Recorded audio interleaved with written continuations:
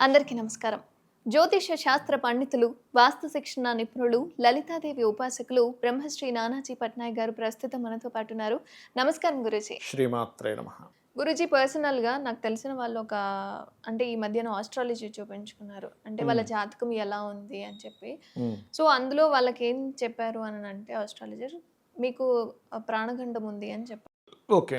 అంటే వాళ్ళప్పటినుంచి చాలా భయపడుతున్నారు అండ్ మీ దగ్గర సలహా తీసుకోమని చెప్పి నాకు చెప్పారనమాట. అందుకు హ్మ్. నేను హ్మ్. అడుగుతున్నాను. ఓకే. నిజంగానే నాకొచ్చిన సందేహం ఏంటి అంటే, ఆస్ట్రాలజీ ప్రకారం ప్రాణగండం కానీ, లేదా అదృష్టం ఏదైనా వరిస్తోంది అని చెప్పడం కానీ, ఇవన్నీ నిజంగా జరుగుతాయంటారా గురూజీ? లేదా కట్టుకథల్లాగా అంటే ఊహించి చెప్పే పరిణామాలేమైనా ఉండుంటాయా? హ్మ్. చాలా మంచి ప్రశ్న వేశారమ్మా. 100% గండం ఏదైనా ఉంటే ఉందని చెప్పొచ్చు. అయితే అదృష్టం ఉంటే ఈ అదృష్టం ఉంది. దీని ద్వారా కలిసొస్తుందని చెప్పొచ్చు. 100 డౌట్ లేదు. అయితే హ్మ్. ఇక్కడ మనం అర్థం చేసుకోవాల్సింది ఏంటంటే, ఒక డాక్టర్ గారి దగ్గరికి మీరు వెళ్తున్నారమ్మా. మీకు లోపల ఏదో ప్రాబ్లమ్ అయింది సంథింగ్. అంటే లంగ్స్‌లోనో, లేకపోతే లివర్‌లోనో, లేకపోతే హార్ట్‌లోనో సంథింగ్. డాక్టర్ గారు మీకు చెప్పారు. స్కాన్ చేసి, ఎక్స్‌రే తీసి. హ్మ్.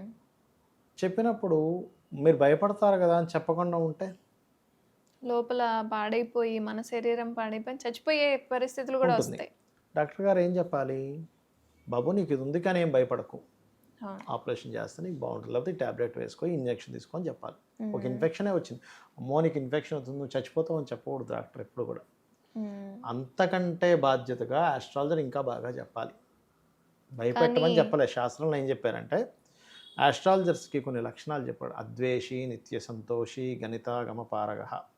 ద్వేషం ఉండకూడదు ఎవరి మీద, నిత్యం సంతోషంగా ఉండాలి. క్యాలిక్యులేషన్స్ కరెక్ట్‌గా చేయగలగాలి. వచ్చినటువంటి అతనికి ధైర్యం పెంచేలాగా ఉండాలి. నీకు గండం ఉంది, నువ్వు చచ్చిపోతావు, నీకు ఏదో యాక్సిడెంట్ అయిపోద్దని చెప్పకూడదు. నాన్న నీకు ఇది ఉంది, నువ్వు వాహనం మీద వెళ్ళేటప్పుడు జాగ్రత్తగా వెళ్ళు. హ్మ్. ఇప్పుడు గండాలు రకరకాలు ఉంటాయి. నీటి గండం, వాటర్ ప్లేసెస్‌కి వెళ్ళినప్పుడు నువ్వు కొంచెం జాగ్రత్తగా ఉండు. అవును. వాటర్ జాకెట్ ఏసుకో. వాటర్‌లో పడితే ఏమైనా ఇబ్బంది ఉన్నా కూడా. నీ పనే అదనుకో, నువ్వు అక్కడ జాగ్రత్తగా ఉండు.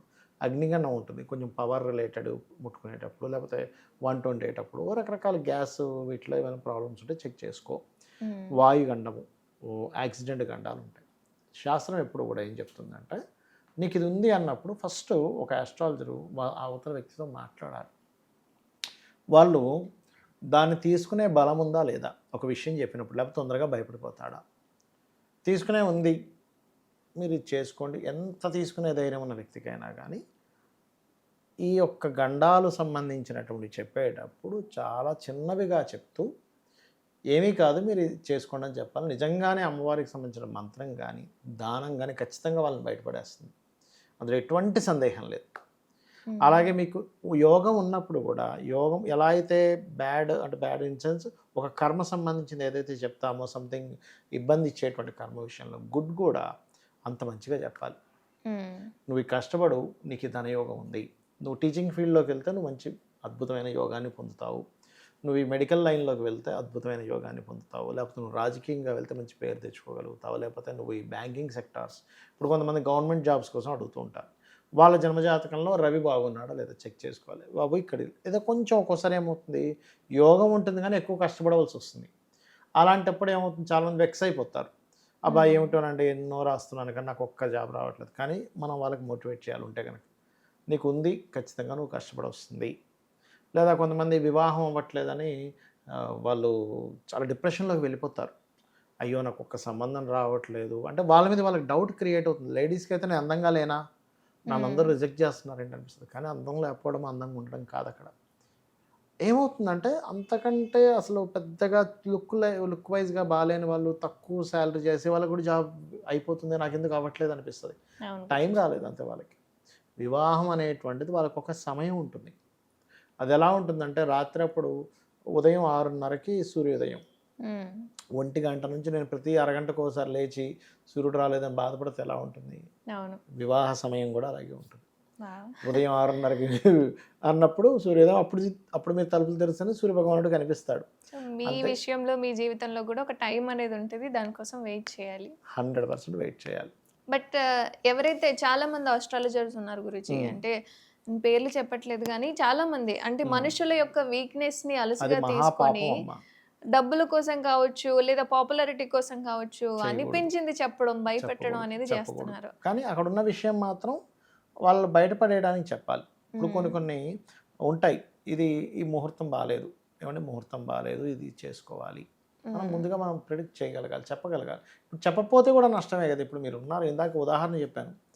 ఆరోగ్యం బాలేదని డాక్టర్ గారి దగ్గరికి ఏమీ లేదని వెళ్ళిపోమంటే దానికేమర్థం?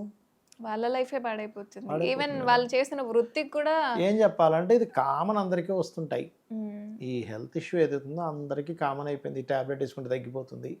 ఈ చిన్న సర్జరీ ఉంటుంది, చేసుకుంటే తగ్గిపోతుంది. అయిపోయింది. అంటే ధైర్యాన్ని ఇవ్వగలగాలి కదా! ఒక డాక్టర్ అంత ధైర్యాన్ని ఇస్తాడు పేషెంట్‌కి.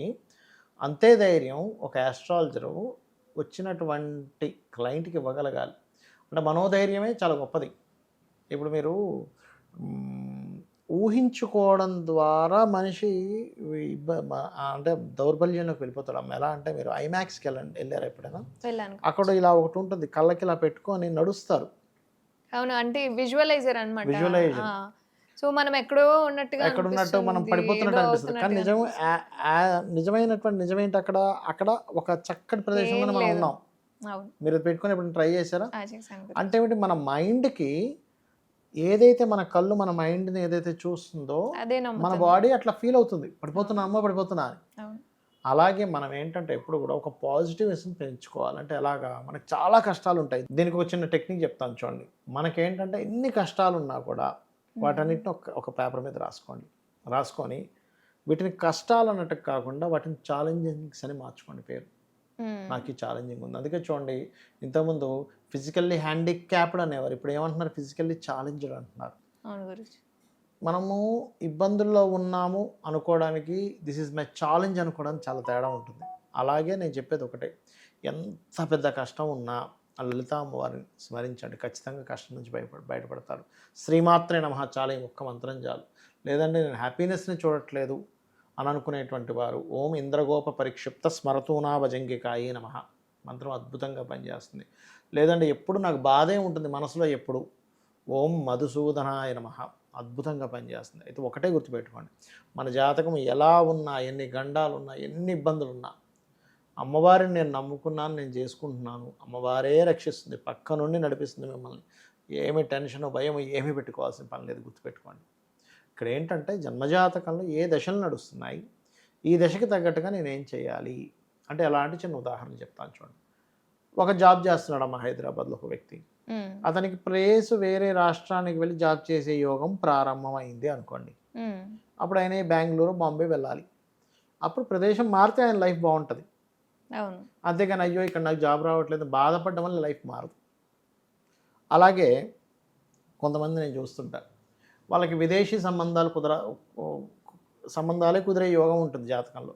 వాళ్ళు ఏం చేస్తారు, ఎన్ని విదేశీ సంబంధాలు వస్తున్నా నేను ఇక్కడే లోకల్గా వెతుక్కుంటున్నానండి, నాకు దొరకట్లేదు అంటారు. యోగమేమో ఒకటి ఉంది, నువ్వు వెతికేదేమో ఇంకోటి అవుతుంది. అక్కడ ప్రాబ్లం అవుతుంది. మరికొంతమందికి వ్యాపారాల్లో రాణించే యోగం ఉంటుంది. వాళ్ళు ఉద్యోగమే చేద్దామని చూస్తుంటారు, ఉద్యోగాలు సెట్ కావు వ్యాపార యోగం ఉన్నప్పుడు. కొంతమందికి ఉద్యోగ యోగం ఉంటుంది, వాళ్ళు వెళ్ళి వ్యాపారాలు చేస్తుంటారు. అప్పుడు అది సెట్ కాదంటే ఇక్కడ ఏంటంటే జ్యోతిషాస్త్రం ఉన్నది ఏమిటంటే, నువ్వు ఒక దారిలో వెళ్తున్నావు, నీ లైఫ్ అనే పాత్ ఏదైతే ఉందో, రూట్ ఏదైతే ఉందో దీపం లాంటిది. జ్యోతి కదా, అంటే నీకు ఆ రూట్ క్లియర్గా కనబడడానికి దీపము ఈ జ్యోతిష్యం. దీన్ని ఒక దీపంలా వినియోగించుకోవాలి. కానీ భయపెట్టడానికో ఈ జ్యోతిష్ శాస్త్రాన్ని వాడితే దానంత దుర్మార్గమైనటువంటి చర్య మరొకటి ఉండదు. దానంత అలా చేసినందుకు మహాపాపం చుట్టుకుంటుంది ఆ జ్యోతిష్కుడికి ముఖ్యంగా. కాబట్టి పొరపాటును కూడా అలా చేయకూడదు. చాలా సునాయాసంగా క్లియర్ అయిపోయేలాగా. అవతల వాళ్ళు ఆర్థిక పరిస్థితి అస్సలు బాగాలేదనుకోండి, వాళ్ళకి ఇంకా వాళ్ళు అడుగుతారు ఒక్కోసారి, నేను ఏదైనా పూజ చెప్పండి, నేను అప్పు చేస్తాను, వద్దని చెప్పాలి. ఏమీ అప్పులు ఏం చేయకండి అమ్మా. మీరు చిన్నగా ఈ మంత్రం చేసుకోండి. ఖచ్చితంగా ఈ కలి సాధువు అంటారు. అంటే ఏమిటి, కలియుగంలో చిన్న మంత్రంతో అన్నీ క్లియర్ అవుతాయట. మీరు ఉదాహరణకు ఒక 1000 గోవులు దానం ఇవ్వాలని ఉందనుకోండి, మీ దగ్గర డబ్బులు లేవు, కానీ మనసులో అబ్బా నేను 1000 గోవులు దానం ఇస్తున్నాను అని మనసులో అనుకుంటే 1000 గోవులు దానం ఇచ్చిన ఫలితం వస్తుందట, మనస్ఫూర్తిగా అనుకుంటే. అలాగే ఈ కలియుగంలో మీరు కనుక ఏదైనా ఒక చెడు అనుకున్నంత మాత్రాన పాపం రాదు. చెడు పని చేస్తేనే పాపం వస్తుంది. కానీ మనసులో మంచి పని చేస్తున్నాను అనుకుంటే చాలా పుణ్యం వస్తుంది.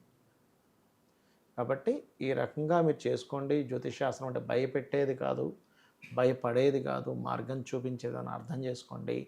అమ్మవారిని నమ్ముకోండి. ఖచ్చితంగా మీకు ఉండేటువంటి దోషాలు 100% పోతాయి. దేవీ భాగవతంలో స్వయంగా అమ్మవారే చెప్పింది ఈ మాట. నా భక్తుడికి ఎవరైనా ఆవిడ భక్తుడు అయితే కనుక, భక్తురాలు కానీ భక్తులు కానీ అయితే బ్రహ్మని పిలిచి ఆ భక్తుడి యొక్క తలరాత మార్చమని చెప్తుందట. కాబట్టి డోంట్ వరీ. నిజంగానే గురూజీ. అంటే నన్ను అడిగిన వ్యక్తుల యొక్క సందేహమే కాకుండా వీడియో చూసే ప్రతి ఒక్కళ్ళకి కూడా ఏదో ఒక విధంగా ఎక్కడో ఒక చోట ఉంటుందమ్మా. ఈ ప్రాబ్లమ్స్ జాతకానికి ఉంటాయి. సంబంధించి అందరికీ ప్రాబ్లమ్స్ ప్రాబ్లమ్స్ ఉంటాయి. కానీ మనం దాన్ని ధైర్యంగా ఎదుర్కోగలగాలి. అమ్మవారిని నమ్ముకుంటాం. వాళ్ళందరికీ ఈ సందేహం అనేది క్లియర్ అయిపోయింది గురూజీ. చాలా ధన్యవాదాలు. శ్రీమాత్రే నమః.